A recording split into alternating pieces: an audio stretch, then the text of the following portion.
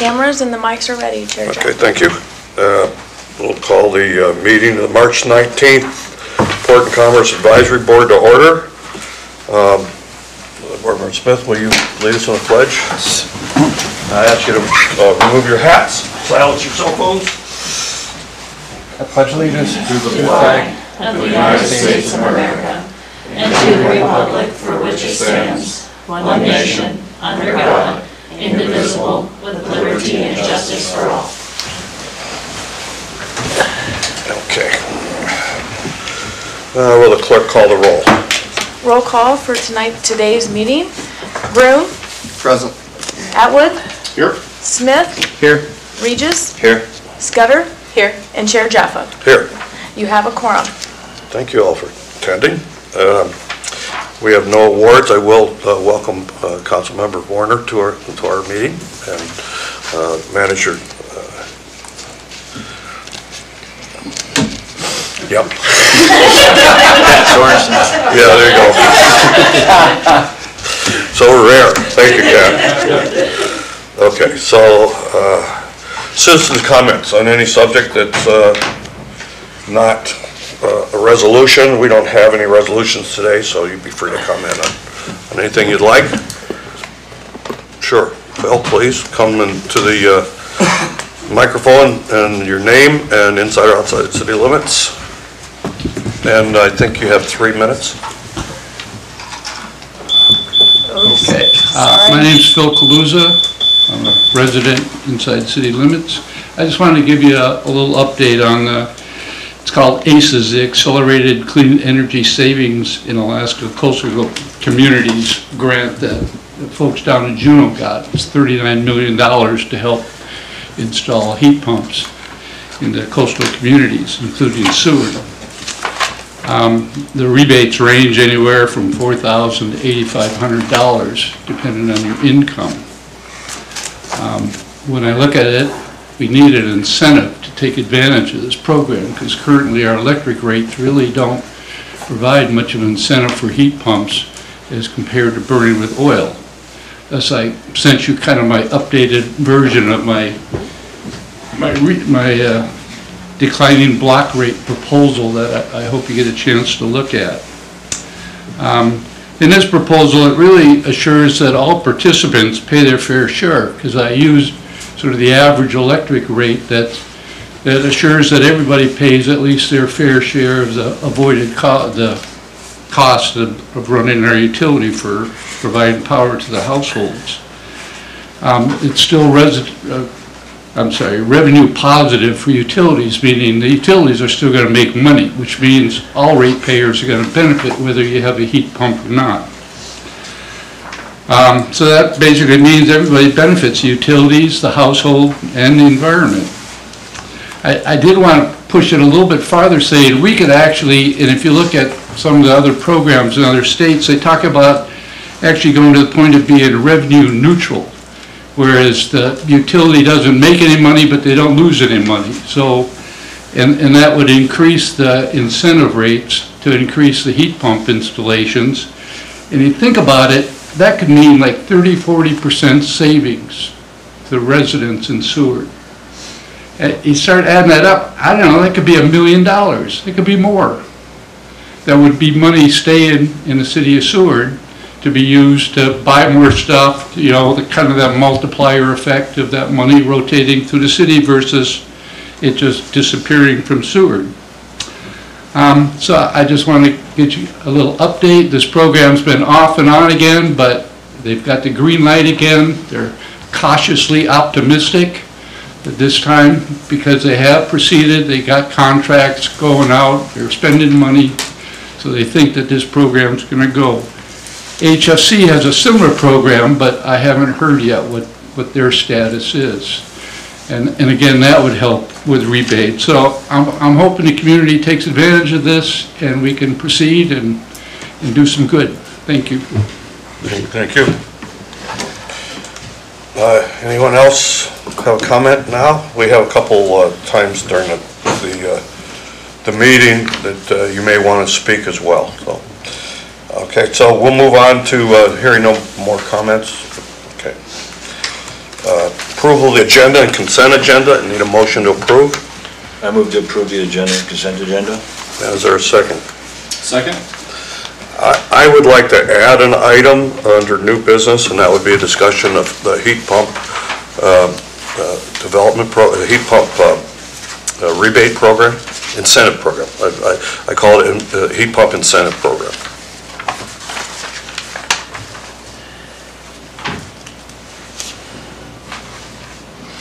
Any other changes, corrections to the agenda? Well, can we vote on the agenda, please? Voting on the agenda with the amending it to add the heat pump under new business. Scudder, Yes. Regis, Yes. Atwood, Yes. Groom, Yes. Smith, Yes. and Chair Jaffa. Yes. Your agenda and consent agenda have been approved, and on that agenda and consent agenda is the approval of the January 15, 2025 Port and Commerce Advisory Board meeting minutes. Okay.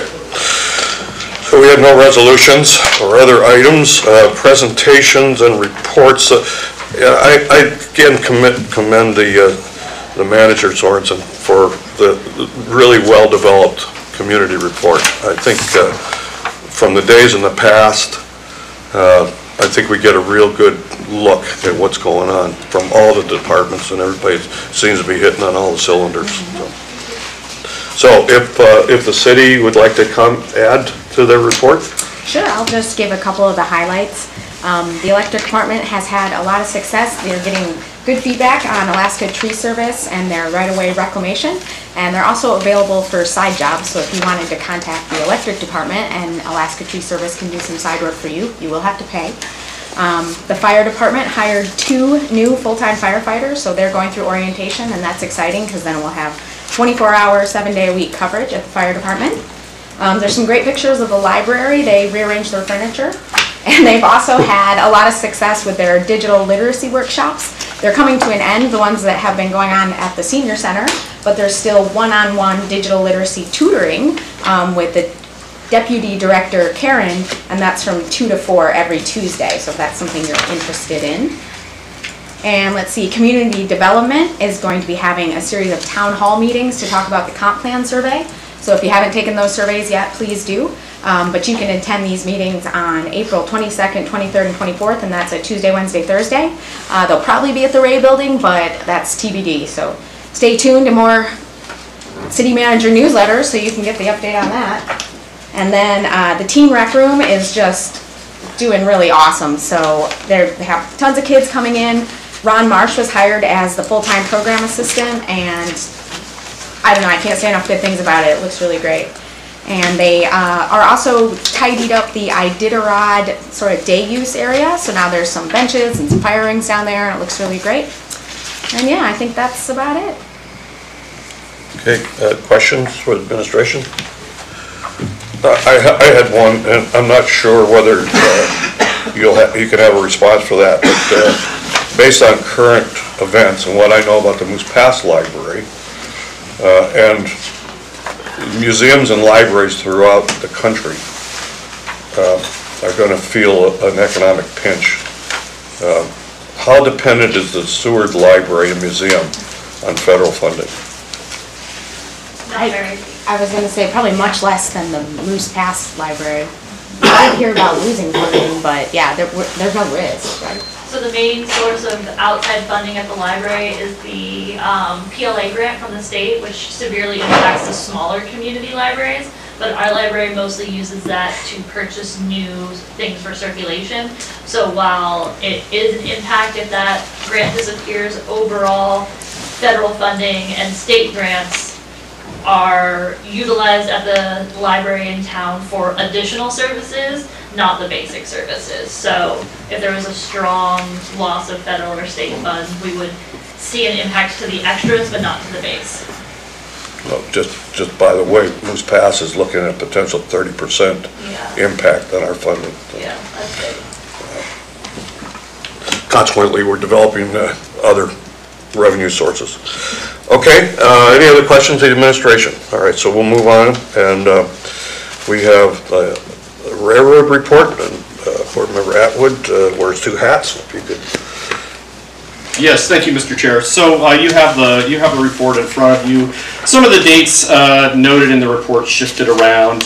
We took a SeaTac Marine barge with Spenard Builder Supply Materials a little earlier than we anticipated, but loading has been taking place, and we should see that train build leaving today, I think at 1,400, about 5,000 tons worth. And then we have our next substantial pipe ship. The date is April 25. That will be Tenaris, 7,700 tons approximately, and a second ship has been scheduled for June 10. Smaller load, and then as we speak, the contractors are preparing for the terminal building construction. Utilities are going in. We should get new fuel line installed perhaps as early as April 21. That's the current thing on the big board. And anyway, I'll answer any questions if anybody has any. Questions?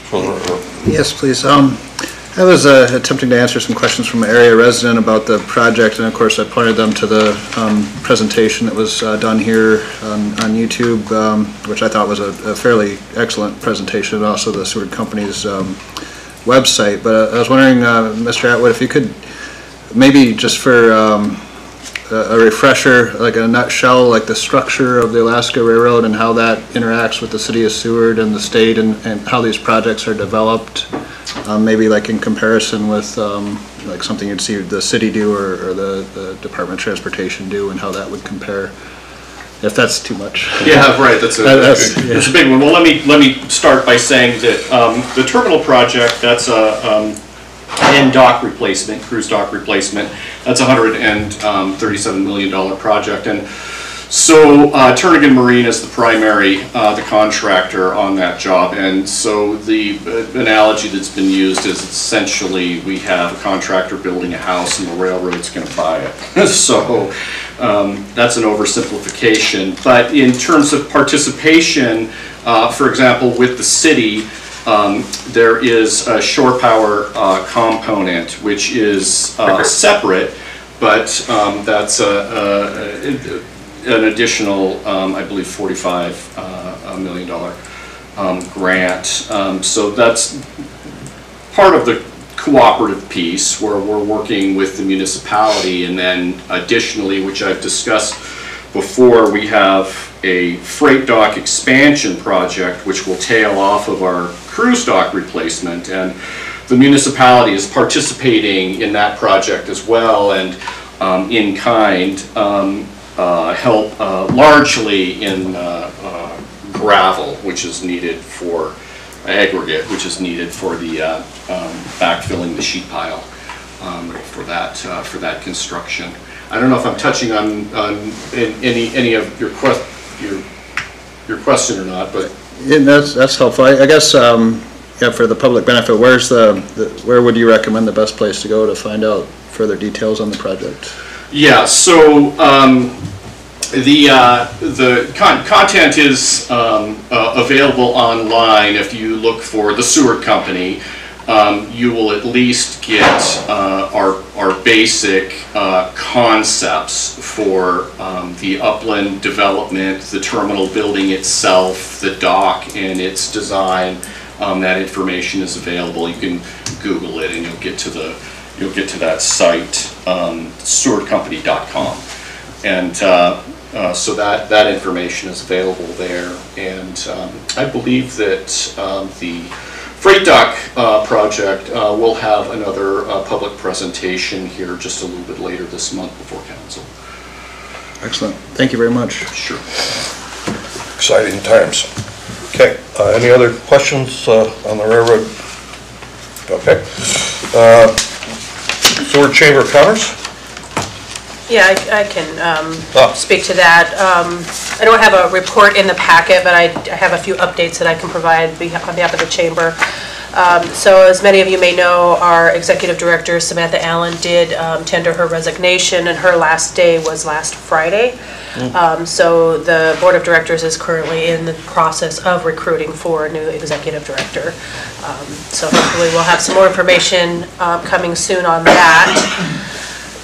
The new events guide is out, and I apologize, I meant to bring one for everybody, but it's got a beautiful cover photo. They're at the chamber office for if anybody wants to pick them up. I was going to bring a bunch in this today, but I've been out sick and forgot to stop by the chamber office and pick those up. So, but there's some great photos in here, and on a side note, I personally received a request from a colleague of mine in Homer, who is part of the Homer Marine Trade Association, and they wanted to know where the Seward Chamber of Commerce has the Marine Guide published, because they liked it so much.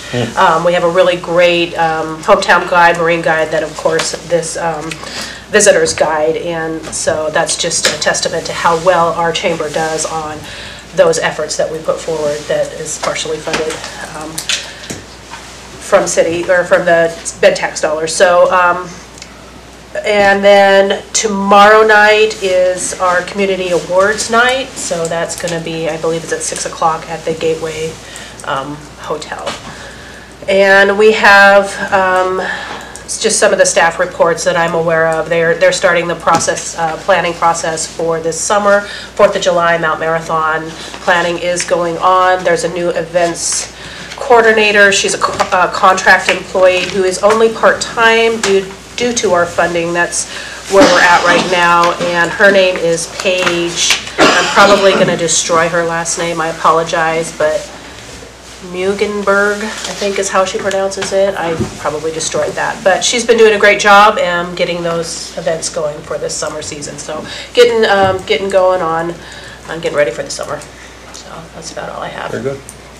Questions for Melissa and for the council? I think I just recently did go down to Homer and talking about Seward with some of the merchants down there.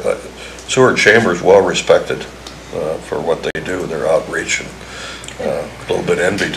Good, that's good to hear. I'll pass that along when there's a board meeting tomorrow. So. Okay, so that brings us to presentations, and we have JAG Alaska. We all know it's the operator at the shipyard across the bay. Tim Jagelski called me not too long ago and said that they are moving forward, and he would like the opportunity to get a little more public exposure on their activities. So I will, we have a PowerPoint available, and Tim, if you'd bring your team up there, or whoever is going to present for you. Introduce yourself, please, for our YouTube, whoever's out there. All right, I'm Tim Jagelski, live outside the city limits, and operate the shipyard over there.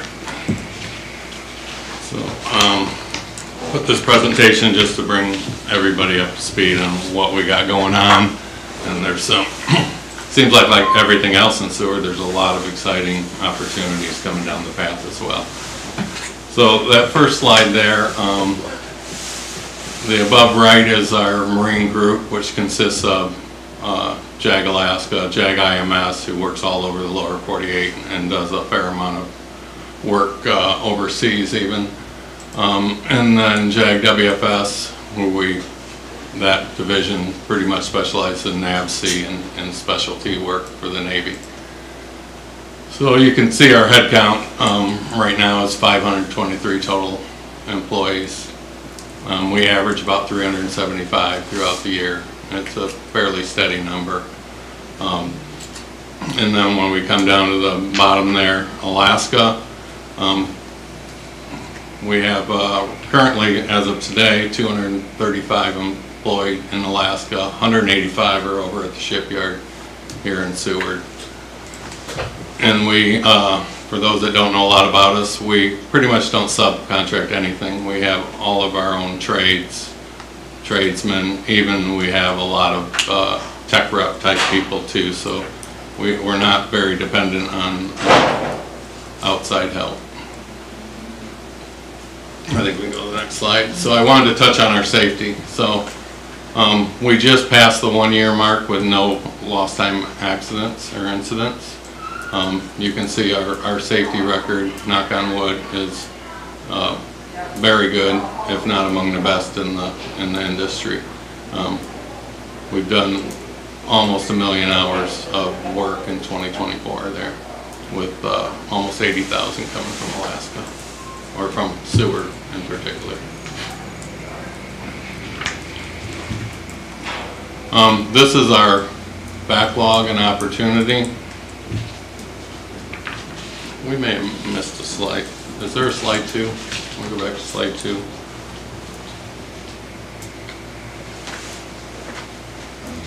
There was a blank slide in here. All right. I wonder if that's the missing one. So slide 2 was probably the most important slide. I don't know how that got missed, but it's our revenue. So the base year when we come, I think we came in June of 18, and then we got formal lease assignment in September of 18. And at that point, there was less than 10 employees here. So our revenue since then has grown nearly 600% from 18 to 24. And for the last 4 years, the last 4 years including this one, it looks like our revenue is going to be stuck in that $35 to $40 million range. And it's stuck there because of capacity. We're full. I mean, if you come over there, we're pretty much always full.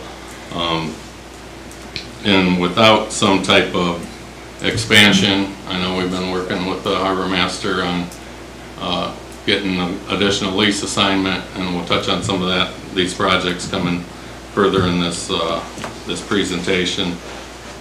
But the only way to continue this growth, and there's a lot of opportunity, as we'll see when we bounce back up to the next slide, 7 or whatever it was, or 5. But the only way is we got to expand.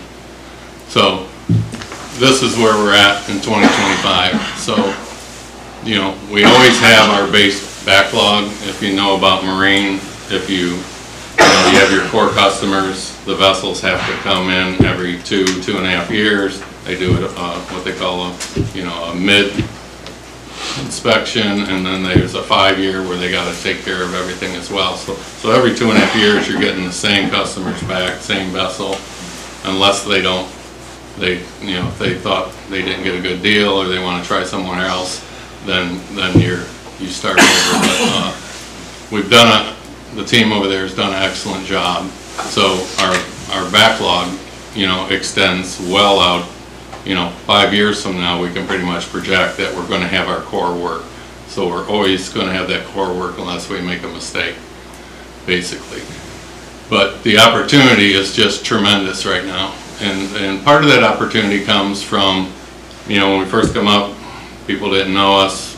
We almost had to buy some work, get them in there, get the reputation, and then small jobs lead to bigger jobs, big jobs lead to big job, really big jobs, and now, there's one job in particular that we think we have an excellent chance of being awarded here in the next couple of weeks by the end of the month that could literally double our revenue one vessel.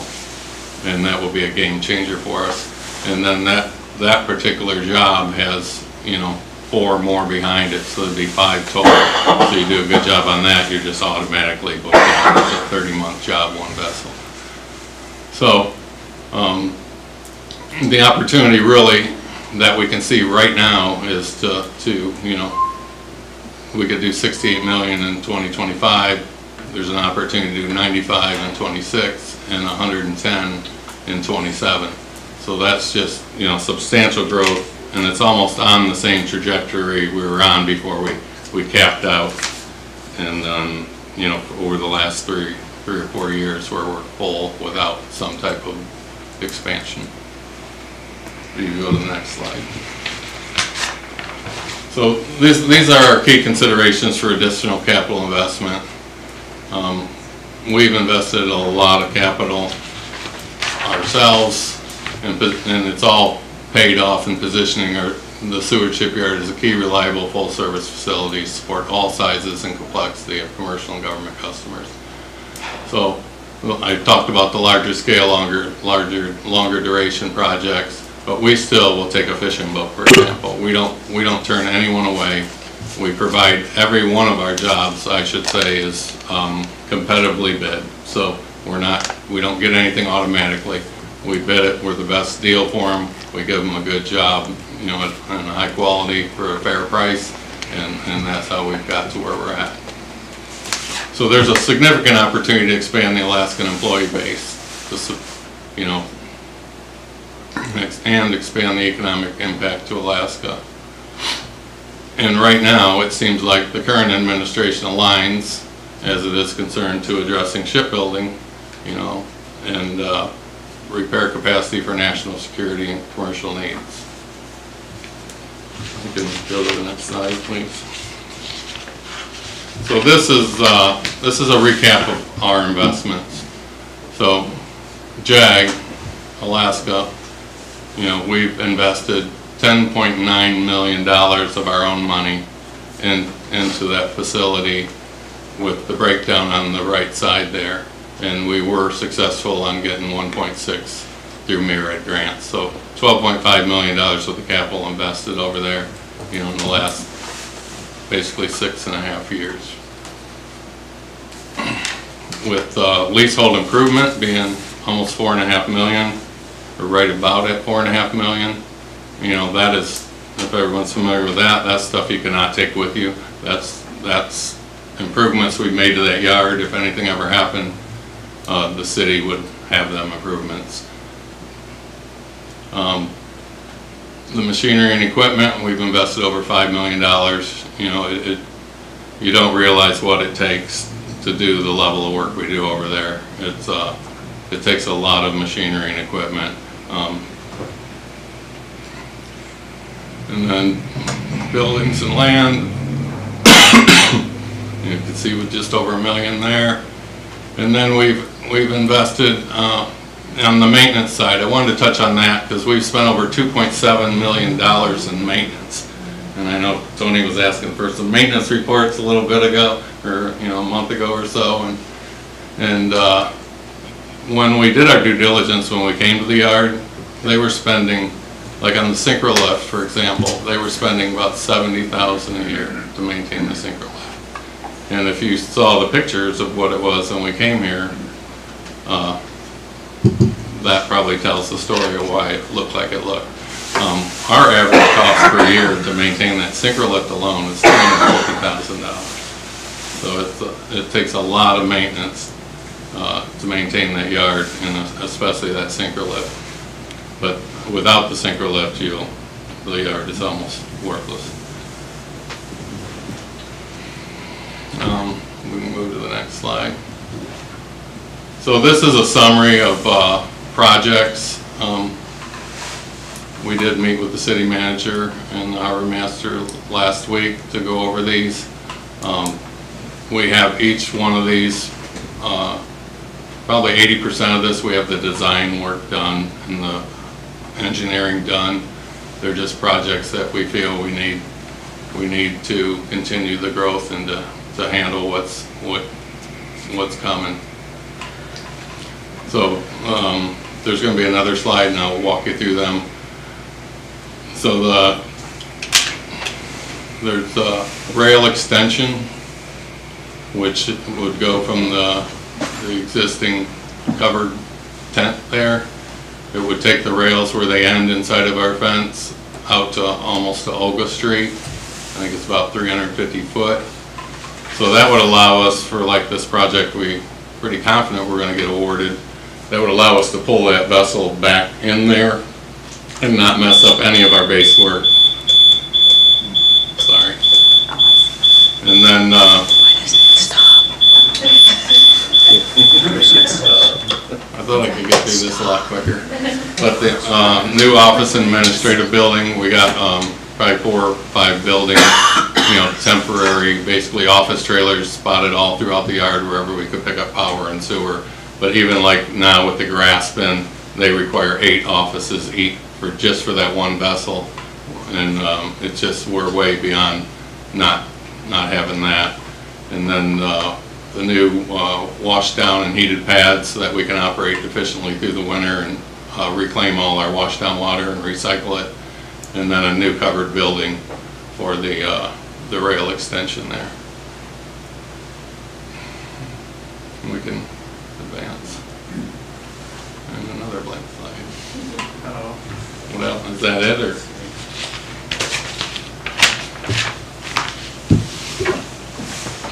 So, there. This one I'm just going to touch on for 2 seconds.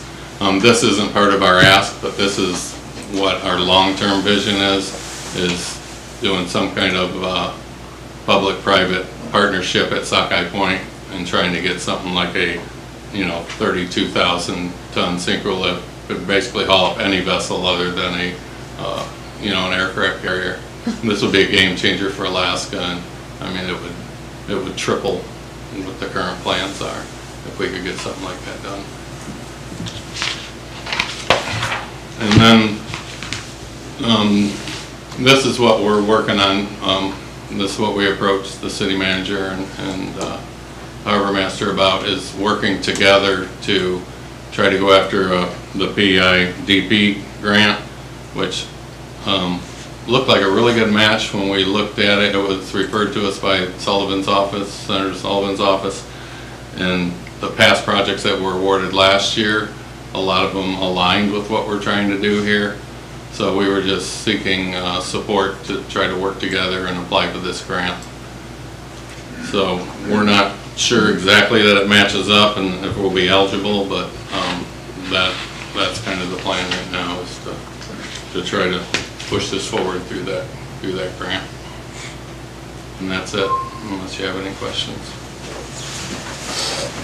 Wow. Yeah, Board Member Atwood, please. Yeah, thank you, Mr. Chair. So you mentioned maintenance, which sounds substantial. The current lift, and it's great to see, the potential for a newer, larger piece of equipment. What's the functional life of the synchro lift now? I mean, does it just keep going and going if it's maintained? What's your thought on that? Yeah, it's going to need some upgrades, and one of the slides that was missing had it in there, but we pretty much have it up to, like we were when we first came, and probably up to a couple years ago, it was downgraded to like 80%, and now we're back upgraded to 100%, and we spare no expense on maintaining that thing. And even to the point of, we started our own program. One of our overseas projects we had last year was, and the year before, we've had was going over to a synchro lift in Kwajalein, the Marshall Islands, and blasting it and refurbishing it, repainting it.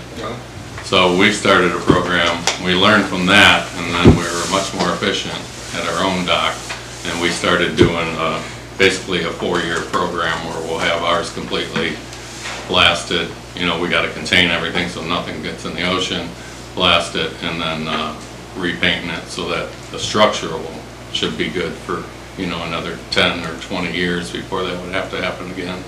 And then we replace, on the wire ropes, they're replaced, on like a 5-year program. They all get replaced within the 5 years. It's just a cycle. We test them, for example, too. The ones we take out get cut and sent out for testing to make sure that nothing's going on there where we got to look at replacing more than what the cycle is. I don't know if you came over and even looked at it compared to what it was.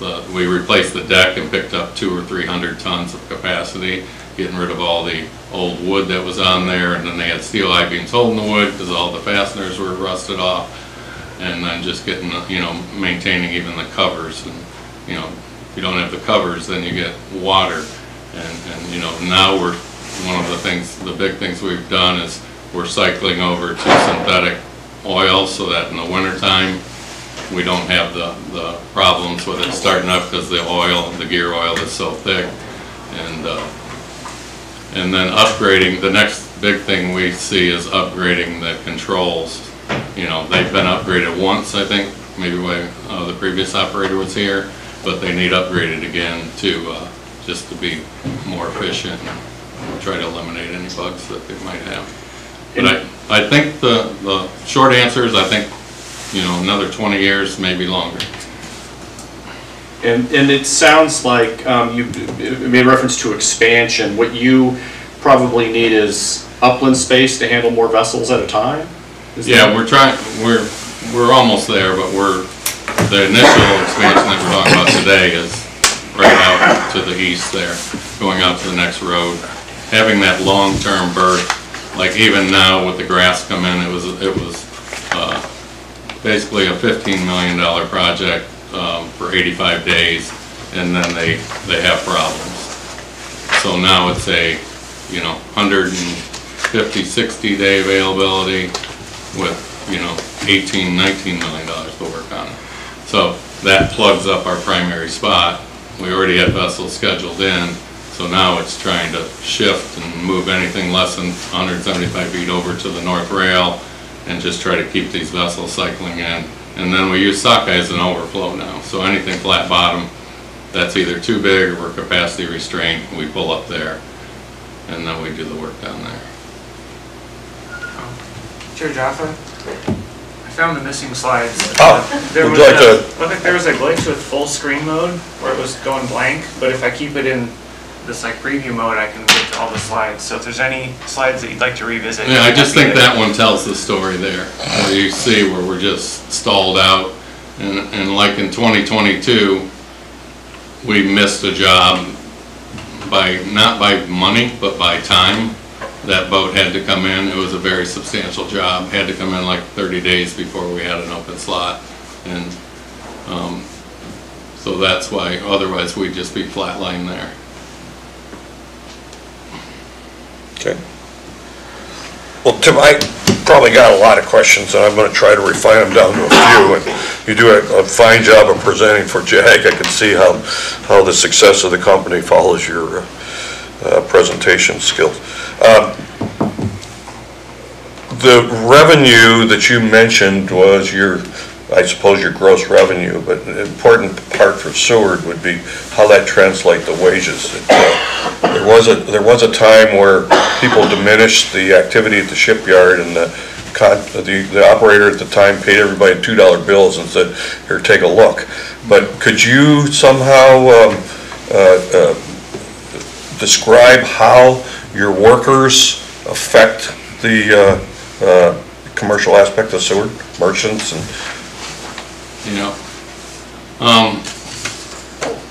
Probably the best way to say it is, I think our payroll last week, this week, probably since January, is averaging over $500,000 for Seward. So some of your workers are local, some of them are transient. Yeah, but everybody's eating breakfast, lunch, and dinner. Everybody's here, but our goal would be to have 100% Seward residents. I mean, I think we were up to, at one point, to having, we were averaging about 100 employees. We had between 50 and 60 residents. But I don't think it's that high. It's probably close to that number still, why we're at 185 now. But it's mainly single-family homes. I mean, we bought, 12 acres. We can house 95 people, but it's not single-family homes. So there's lots of people that would love to move here and stay here, but it's just not an option for them, and that's why I think you're familiar, but we actually tried to buy a big piece of land, and then we were going to develop it into 1 acre lots, or affordable 1 acre lots with sewer, power, water, so that, we could help bolster the single family homes. But then, when the preliminary engineering came back, it dumped down from, like, we originally thought maybe we'd get 100, 110, and it came down in the 80 range, and we went back to try to get adjustment on the price, and it went sideways. So. Well, there's still a lot of things in development that may help that. And we're not in that business. We were just trying to do anything to get that moving. Well, along with the current federal suggestion of shipbuilding, and my background, I'm all for American-made boats and maintained boats.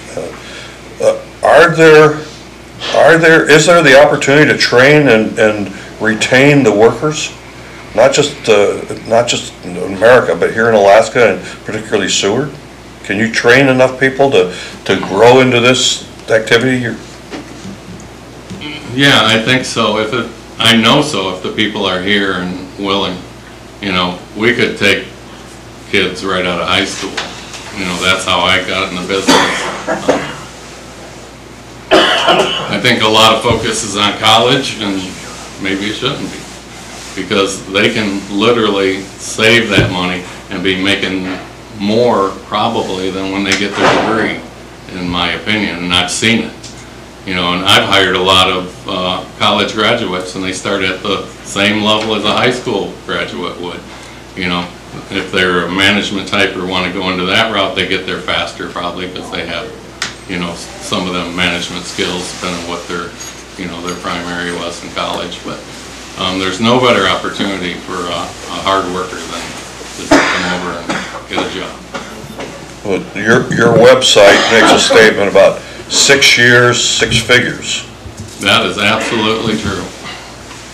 And anybody that wants to come in, work hard, there's definitely, you can get to that 6-figure range. Which is $100,000, so that's, yeah. Okay, that's a baseline. Yeah. Okay. One of the things that was always discussed was the cost of operating a ship lift. You talked about the synchro lift. You talked about maintenance and capacity, but the cost of the electricity. Now the upgrade that's been in the works, is there, how will that benefit you? I'm really mostly concerned with things that the city of Seward has under their control that they can offer to people in the Resurrection Bay area for growth. So is there an obstacle with the electric that can be remedied? Yeah, every penny matters. If you know, if you saw our electric bill, you'd probably be in shock. You know, to us, every penny matters. And we did get a little break a few years ago, a few cents, but now it's right back up. It's right back up way over what we were paying even initially when we come up here. Mm-hmm. But we try not to focus on that, you know, because there's nothing we can do about it. So, but every little bit helps, and it just helps us be more competitive too. But our only, I don't mean it the wrong way, but our only competition right now is the Pac Northwest. It's the shipyards in the Pac Northwest. That's who we compete against. Mm-hmm. We don't compete against anybody else for our type of project, you know, that we specialize in. Meaning the shipyards in Southeast are not competitors? No, they're not competitive. We don't bid on the same stuff, you know. And I don't even want to talk about them, but well, they're subsidized to some degree. But you get down on the electric alone, you get down to, you know, Portland or Seattle. They have industrial rates. They're like hovering around 10 cents and sometimes less per kilowatt, and then we're up around 30, you know, 29. Well, besides the cost of producing electricity, is there any engineering improvements that you could imagine that would be beneficial? I'm not an electrician, but you know, other than the cost, that's my only complaint. Because like I come originally from Michigan, and there was power outages all the time. Like here, the power outage lasts 10 minutes. This is, if anybody's complaining about Seward Electric, it's not me. You know, the reliability and having them backup generators, that is so important, especially to us. You know, because if we lose power in the winter and we have a couple ships, you know, they even might have crews on them and stuff, it's a huge problem. So. Okay. I got one other thing. First, a compliment on your safety record. I did work in an industry where that's almost the first thing that the owners want to know. Yep. And not only is it important for the owners, but it maintains an experienced workforce. So that your emphasis and presentation on safety is commendable. We've spent a lot of time on this board talking about development at the harbor, future piers, docks, breakwaters, etc. You're probably familiar with all that. Is any of that need to be considered in your expansion activities? Is any of it go the opposite way of how you think your business would develop? Yeah, peer space is very important. I'm always, even back to Norm and now Tony, we would take as much peer space as we can get, because peer space equates to a place to bid and bring work in. You know, so we're always begging for a slot on North Dock. We're working on stuff at Sockeye Point. We've been over to the railroad dock many times, or we send people over there. So, in our opinion, you couldn't get enough peer space. Yeah. Well, don't take this wrong, but I think there's the old adage about don't put your eggs all in one basket. I think the city of Seward wants to maintain some flexibility as well, but they want to facilitate, need to facilitate you, and your operation is tremendous. I did go to do a little bit of a, I guess you call it a Google search or whatever, and you have some real high points on your electronic presentation. But if there's no other questions for Tim, or if you want to close up, or yeah, I would just say too that we just got word this morning that it sounds like there's a pretty big wave of large vessels coming up here in 2027 to support the Willow project. So even that's probably outdated now. You know, just a lot of opportunity. So I appreciate everybody's support. So if I get this right, Tim, we have this, I don't know if this came from you or if this is, I think, from Tony for another discussion, but we have a green square in here that's the current lease that you're talking about. I believe that's expansion to the east. If I can stop in there and charge off real quick, that, I don't think Tim has that copy, but yes, that is correct. That is the new. That's the one that's currently under discussion. Yep, that will be. And the red is the wishful thinking spot. No, that's just available leases, and we can touch on that later if you like. That's okay. Lease lots that are available, and then the orange, since we're here, the orange is available but is pending currently right now with talks with somebody. Okay, all right. Well, we can talk about that. But yeah, I don't envy you growing up to the boundary and not having any place to go. That's a problem. Certainly help with that. And I guess one other thing, Tim, is there anything particular besides public exposure that we can, as a board, can offer you? I think you're in discussion with the city already. I think it's a positive discussion. But is there anything, you know, feel free to come anytime, but at this time, is there anything that we can offer you? No, I think that's it, but I appreciate everybody's support. Okay. It's just a good time to be in Seward. Okay, well, our reports go to the council, and I'm sure the manager can use them to how she feels is appropriate, and that your time away from business, I really appreciate you coming in. Yeah, thank you. All right. Okay. So we have no unfinished business. New business, we have the one item that I would like to discuss under heat pumps. Oh, wait a minute, we do, I'm sorry, flip over on the other side of the page here. Let's go ahead and talk to the ordinances 2025-002. And in your packet, we have 002 and 001, and I'd ask the clerk to explain that. Yeah, I'd be happy to do an overview right now, and I'll talk about both of those ordinances. So ordinance 2025-002 has already been enacted by council, and it was very similar to the version presented to this board back in December. There were a couple amendments made to the ordinance that I wanted you to be aware of. It went from 1 member inside city limits to 4 members inside city limits, and that is on page 17. At least 4 seats shall be filled by residents inside city limits. If there are no city residents applying, council may consider filling seats with non-residents. And that's just something we'll work towards as the vacancies come up. It's not like we're clearing house or anything. Right. And then the other big one was on page 19 in the packet for special meetings or additional work sessions. It was amended to say that 3 board members can call for a special meeting or a work session. Okay. And then in regards to ordinance 2025-001, this was for the council agenda being slightly retooled. And I just wanted to draw your attention to page 22 in your packet. On the council agenda, in informational items and reports, there's a placeholder for boards and commissions, reports and recommendations to council. So it's kind of like an open invitation. Anything from PACCAB that you want to report to council about, you could submit a report or a letter to the clerk's office, and we'll put it in the next council packet. Okay.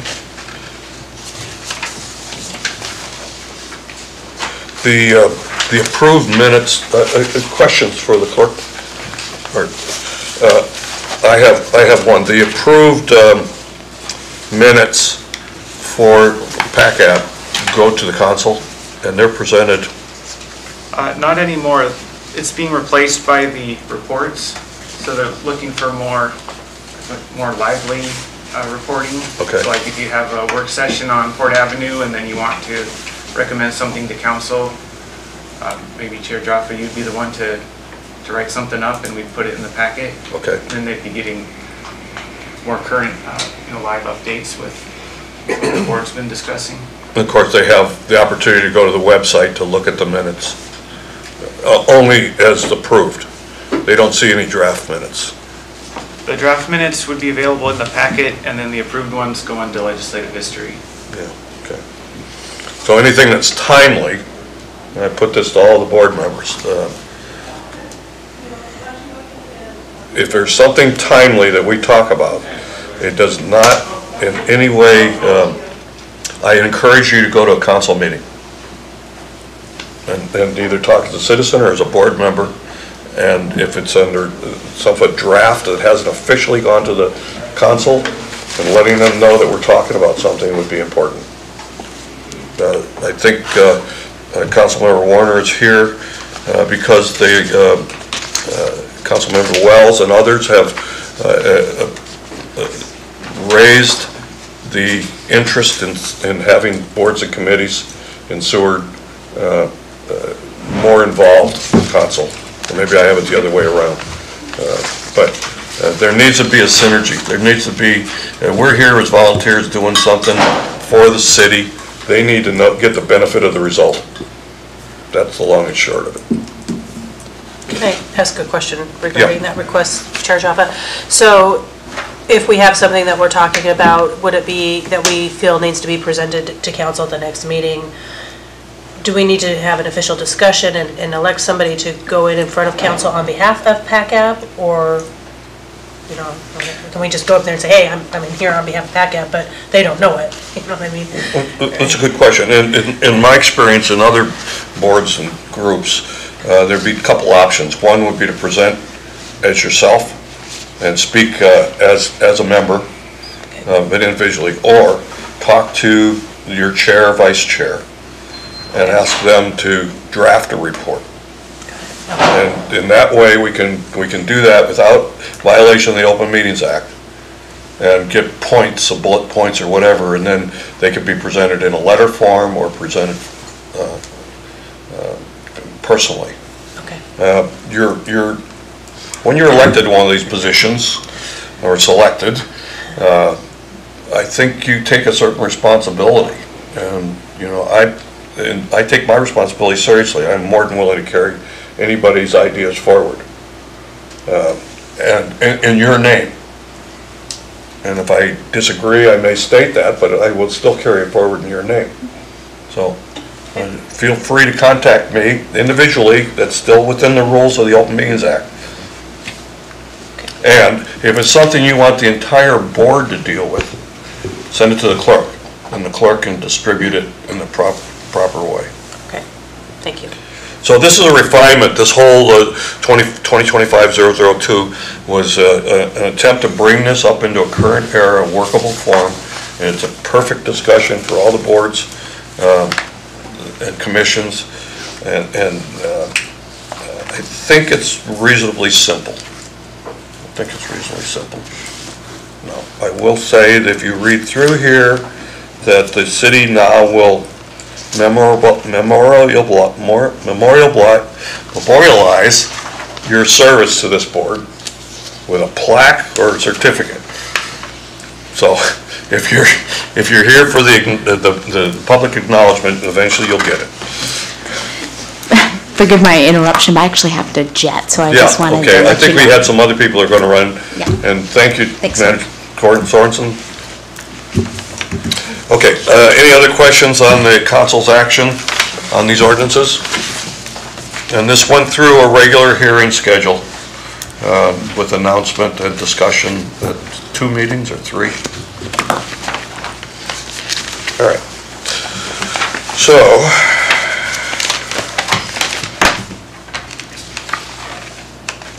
we did talk about both the ordinance and reports to the council. And I would bring this now to the item under heat pumps. I think some of us have been here long enough where we remember some serious discussions and somewhat in-depth discussions on heat pumps. They were somewhat aligned with what was then the electric department. The electric department is now, I think, become more professional in their view on this with experience. And it may be a good time to reinvigorate this effort. I will say, quite frankly, I know a lot about heat pumps, and so does Vice Chairman Smith. And others of us may have experience. I think Dwayne has one in your house. No, I do not, sir, but I'm thinking about it. Okay. Well, the benefits, as Phil Calusa presented in the opening comments, are broad. And Seward is way behind the curve in this.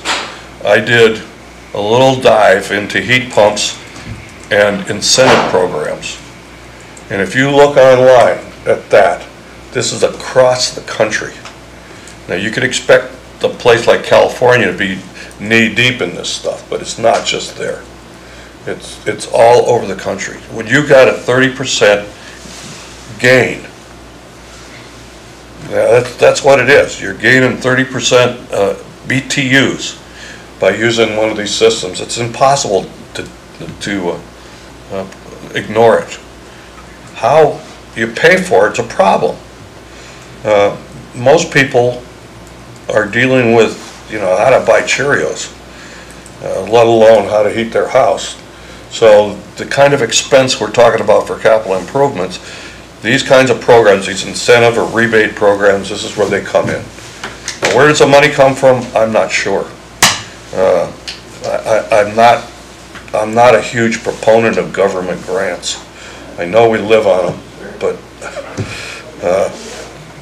I think the cost of installing heat pumps can be more realistic. I'm looking at installing one at a facility in North Dakota. It'll cost me $4,000. North Dakota is very similar in a lot of ways to Alaska. It's rural, population small. That's not a huge amount of money. I mean, a boiler system will cost you more than that. So I think I would like to see PACAB pick this up again and encourage, through a resolution to council, to move this concept forward. Board member. Yeah, Chair, so you remember when the electrician over there, I can't remember his name, sorry, he was over here and he was explaining to him, as soon as they get done with these projects that they're finishing right now, they're gonna work and tear into the incentive program for the heat pumps. He did say that, so I know it's on the burner, but he's gotta finish the projects. We can do another, we already have a resolution to council, I think.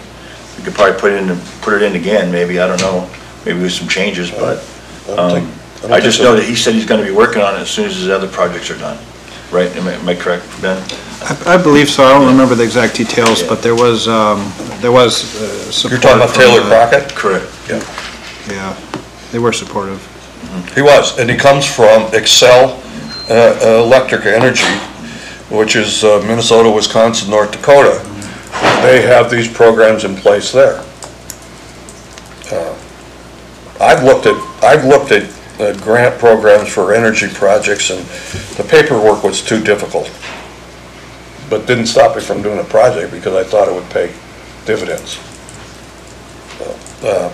I think getting these things in front of the Seward public, and if it's grants like Phil is talking about, these things come and go. And there was one 2 years ago that we were racing towards that ended, and now there's a new one. But the concept is not going to go away. The concept is only getting better. It's only getting better. They even have now things where they have heat pumps in cold weather climates, where there's a small heat cycle to enhance the condenser, so that in cold season, particularly cold, you don't lose as much. You know, it's a temporary thing, but there's a lot of improvements, different kinds of refrigerants. One thing with the heat loop project, we looked a lot at the refrigerants, and that was going to be a CO2 refrigerant, which is considered bio-friendly. You know, in other words, if it escaped, it's not a greenhouse gas like the synthetic refrigerants. But I think there'll be a continuing improvement in these things, because without government input even, the industry sees that there's a benefit. They can make money at it.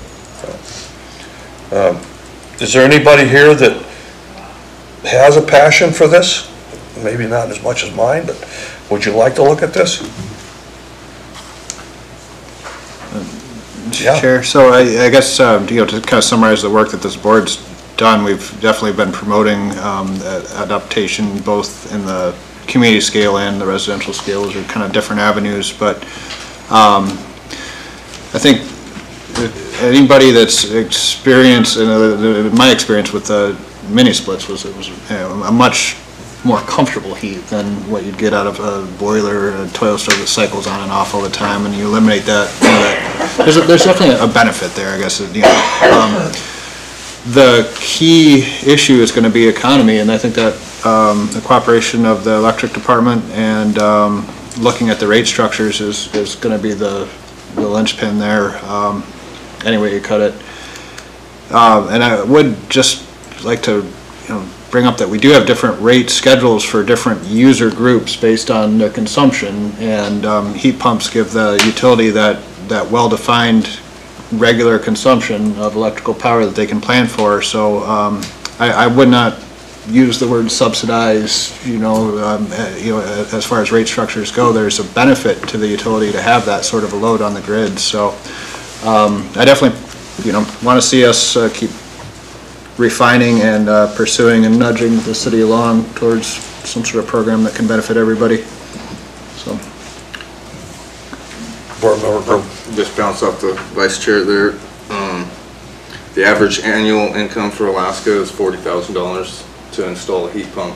You say $4,000. That's a lot of money for somebody to fork over right off the bat, especially in Seward, Alaska, where there's no incentive for once you put it in, you're not going to get a lower electric rate. You're actually going to end up paying a little bit more because you're going to be using more electricity. Correct? Correct. You will use more electricity. So that's an average of Alaska income. I think Seward's even a little bit lower than that, probably around $32,000 to $35,000 a year. And so to come up with that money right up front to pay for that install of the heat pump, and then to have to pay more once it's in, then that's a hard sell. So until the city can come up with a way to lower the electric rate for the people that have the heat pumps, to make it an incentive to put in, I just find it a hard hill to climb. Good point. And I'm all for heat pumps. I 100% agree that we should be putting them in wherever we can to help, lessen the burden on the electrical department. But we got to think realistically too. And when you're barely buying eggs and you're barely buying groceries right now, you're not going to be putting heat pumps in. Okay. Well, I think this is, personally, I think you raised some important points. I'm not sure there's an easy answer to any of those, but it's something that, under discussion, you can flesh out. And when I say not easy answers, that doesn't mean in my mind that there's no answer. If 50, I hear a lot of people estimating how many verbos and bed and breakfasts or nightly rentals there are. These people are not in the $35,000 to $45,000 income range, and their capital investment projects could absorb something like this. How to make it valuable to them? You know, as I said, the grants and things like that sometimes can be very complicated, but about 5 years ago, we had, I don't remember, it was Solarized Seward or one of those groups that came in here that was promoting solar energy and other alternative energies, and they had a business model where they were supporting the development. I don't know that they made it more affordable for people, but they made it easier, you know, to apply for grants and other things. And if these grants are actually out there, the average person does not have time to work them out. I believe you had a payment program on that one. They're going to pay it back. They put it in and you had to pay it back over time. Kind of like a loan, I guess. You know, to get that done. So this may not be the low income or the marginal income family that can do it. If they own their own home, there's an incentive or if they're buying their home, generally, most people don't have their home built till they're retired or paid for it till they're retired.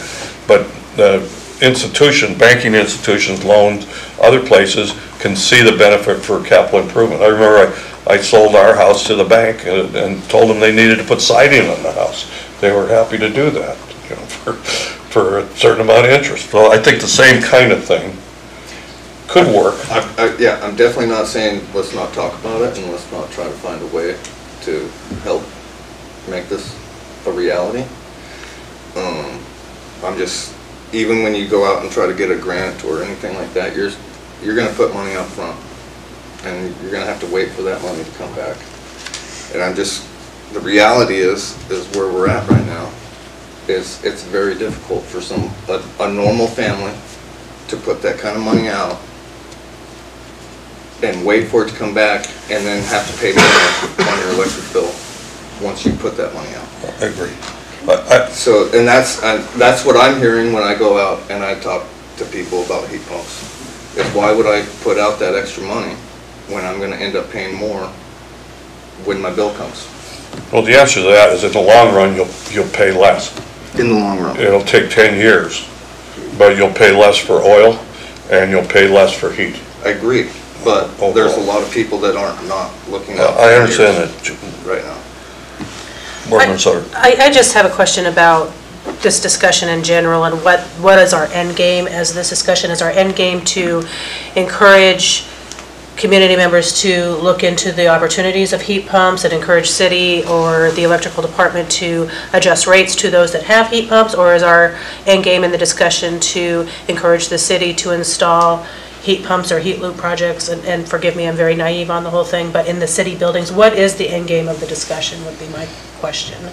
Well, from my perspective, first of all, I would say that you may not have had time to read it, but the clerk did distribute a letter from Mr. Calusa that had a program, this block grant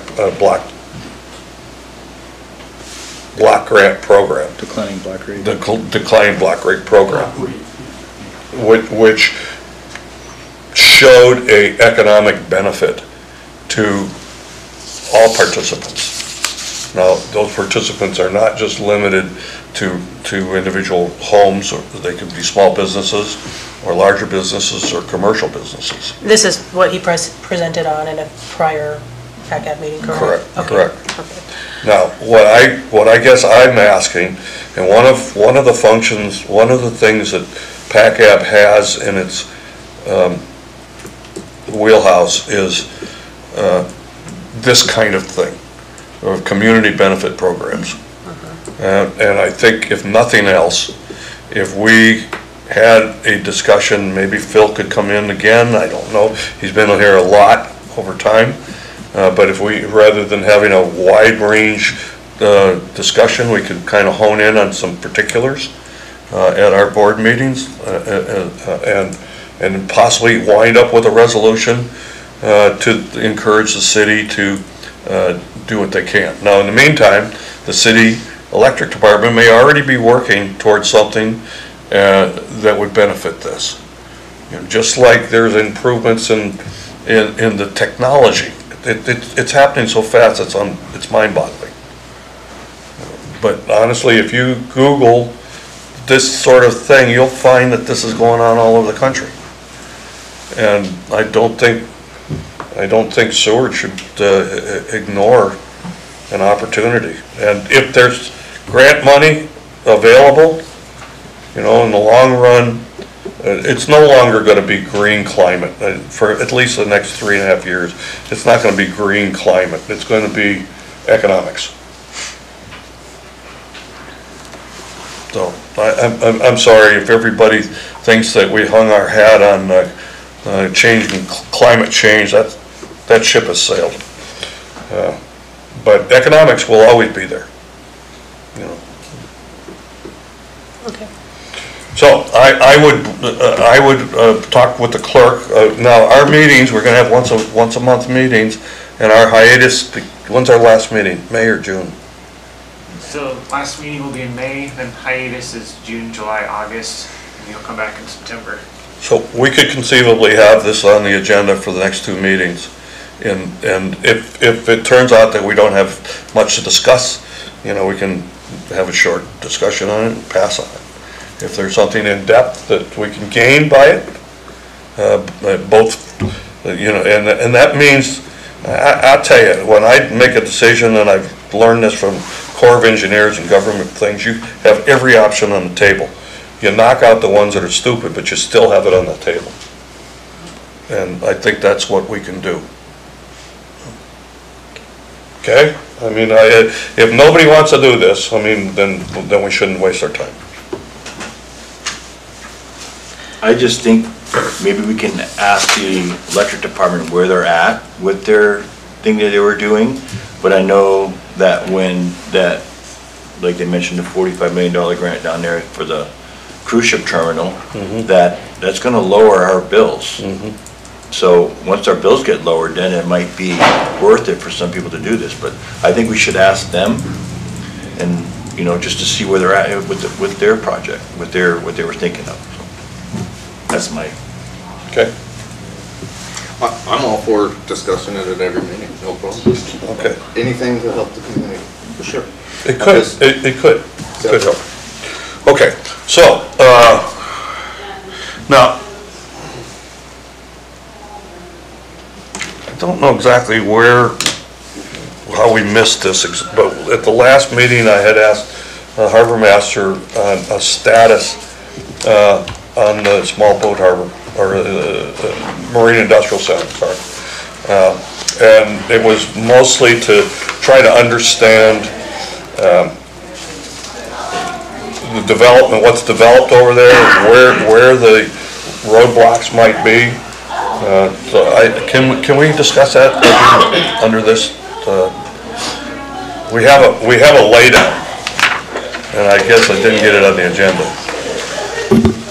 Yeah, that sounds okay to discuss the laydown that the harbor master presented. Let's do that. Should that be under other items? I'd like to discuss the laydown of the harbor master. And we can back up a minute, Bruce. We just had it was a very short window to get in your request in, so we just did it as a laydown for this meeting. So if you'd like to start. So first, I wasn't sure on your question. I could just ask for some clarification on that. Sorry, I'm just kind of fighting that cold. I don't get choked up over harbor business. Mr. Regis, do you have a question? Nope, I was just saying I got a cold too, you probably heard me. Oh, gotcha. So I included the development plan for that area, and this is something that we visited last fall. We're currently in the process of revamping this and updating it to a current document. But I just wanted to include that in the packet just for those that have misplaced it. over the last 6 months. And then the last handout that I had was just a SMIC. These are the SMIC lease lots over there.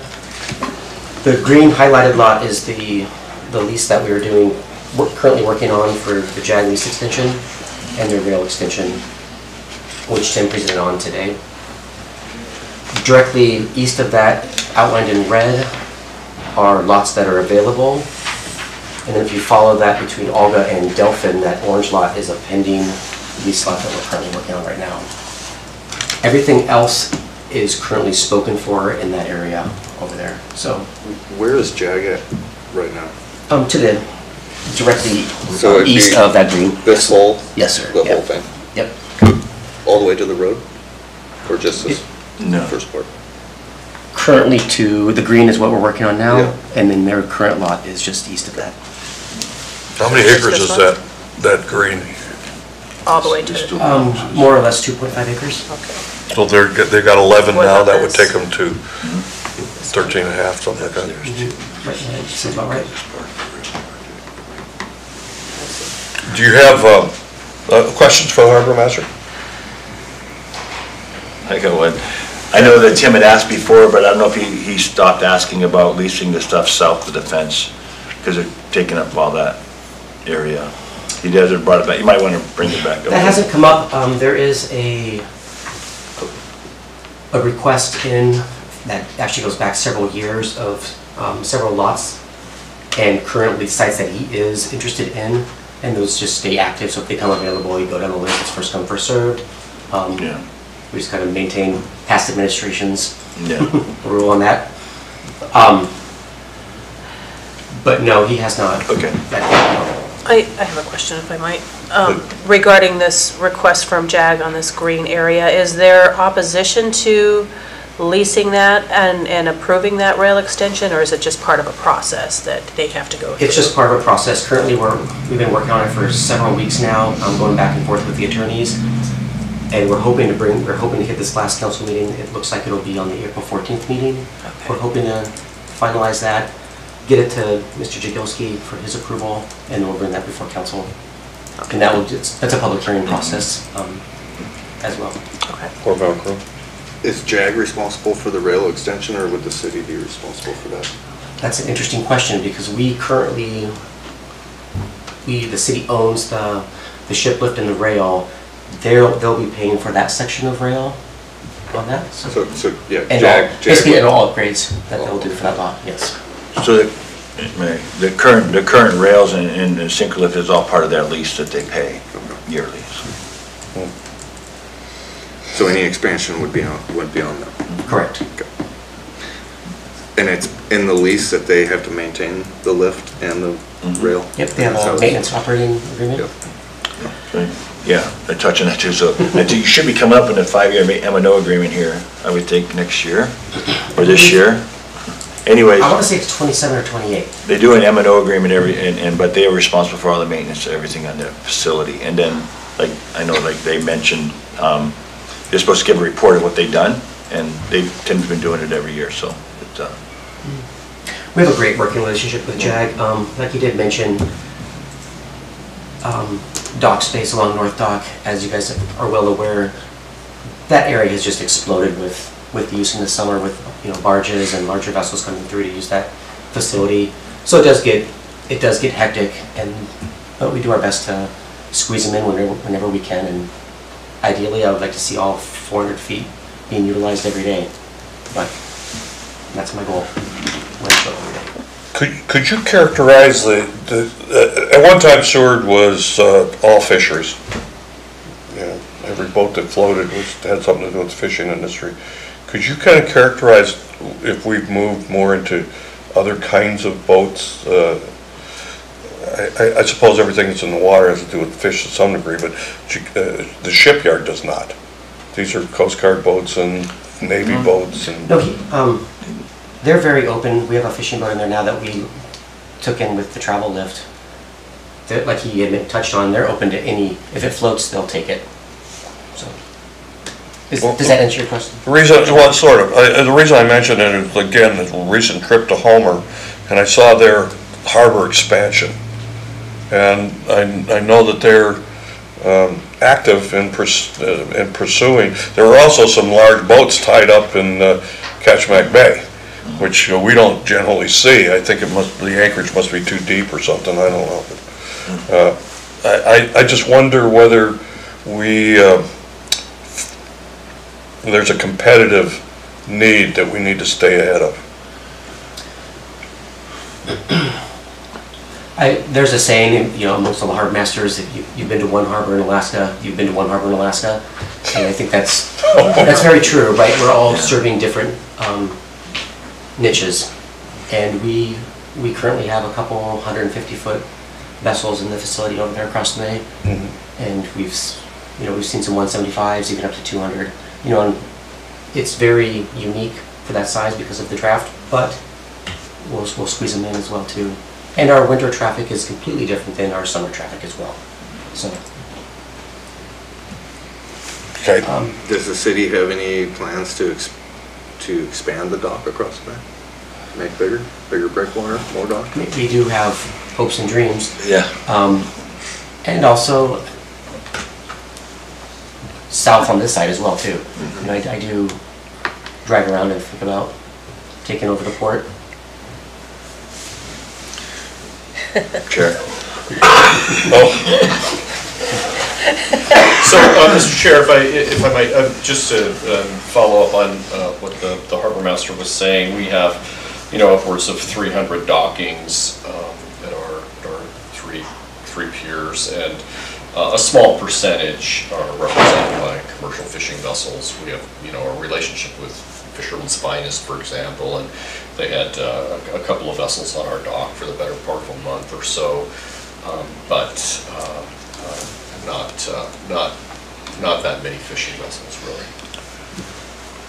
So there is a long-range plan that was done back in 2014, or 13, somewhere's in there, about actually dredging on the north side of the north dock, making it a double dock, and having larger vessels come in and there, have it dredged deep enough, because part of it's already blocked off, but dredging more, and then even maybe looking at purchasing the property north of that and dredging that all out, having a huge, it can be done. It just costs money, but there should be in the files there at the harbor with a long-term plan.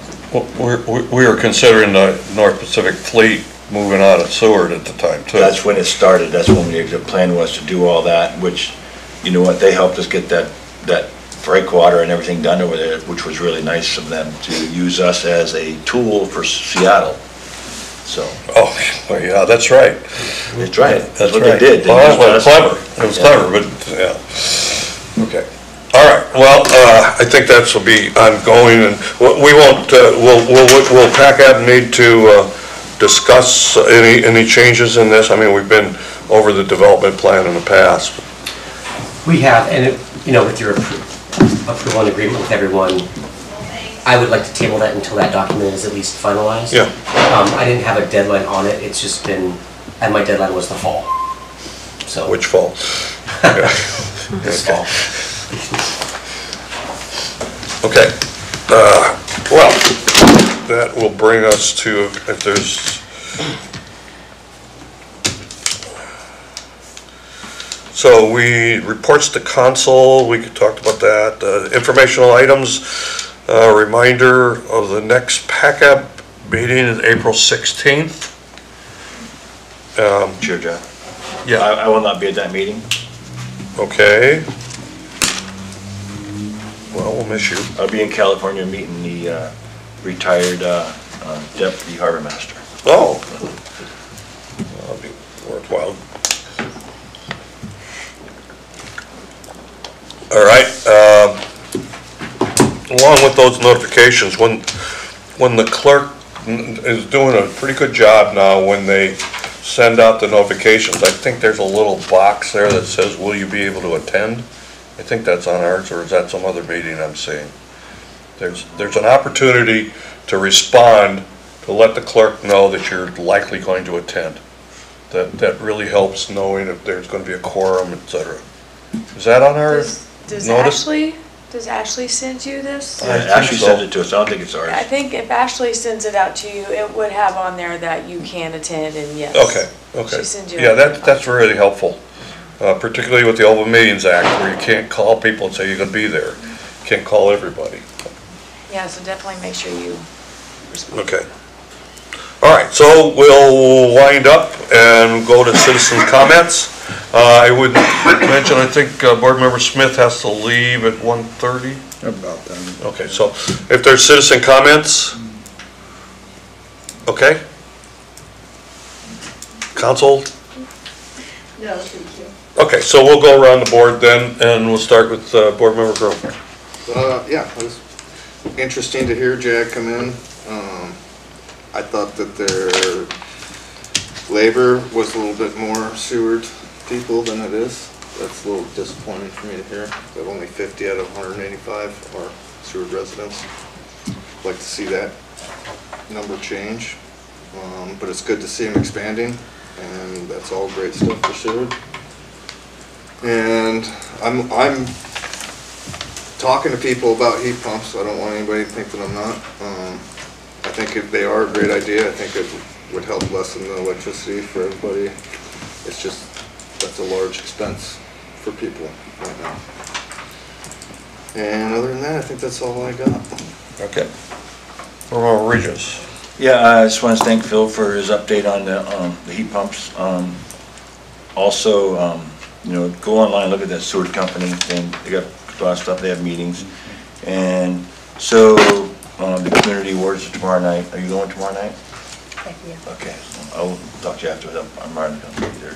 And I want to thank for Tim for his presentation. I've been working with Tim since they came to town, and he's great to work with, as so is Jag and other employees. And if you want to see all the employees, go to Safeway at 7 a.m. or 5 p.m. You'll see them all in the buses showing up. So you got a lot of people here. So. Okay. Board Member Sutter? I don't really have any additional comments, just visitors guides are out, so stop by and pick one of those up at the chamber office, and yeah, community awards tomorrow night, so. Okay, good. Member Atwood? Thank you, Mr. Chair. Yes, I don't really have a lot to add. I'm quite preoccupied with my own Alaska Railroad projects, but that was great to see a glimpse of this conceptual for a future synchro lift at Sockeye Point. I realize that's, a big dream potential project, but, SMIC itself was in the same position not that many years ago. So, anyway, that was very encouraging. And that's all I have. Okay. Vice Chair Smith. I echo the sentiments there. I wish JAG well in their expansion, and that'll be really exciting if they can meet their potential goals there for this community. And keep in mind that the housing component in there, I think, is it's just got to get figured out one way or another. And boards like this have can help push things along, bring things to light, seed ideas, test subjects out, but. I know that impacts a lot of businesses around town, and is probably limiting the potential growth in Seward as a place to do business. Other than that, nothing else. Thank you. Okay. Well, I thank you all for coming today, and we have a full board. I really appreciate that. Oh no, we're missing. We have one. We have one open. Yeah, but we did have a quorum. We have the 6 of people who are appointed. You can reach out to your friends or neighbors. Community service is, it pays dividends, and not just your community, but there's a personal satisfaction of being able, knowing that you can help.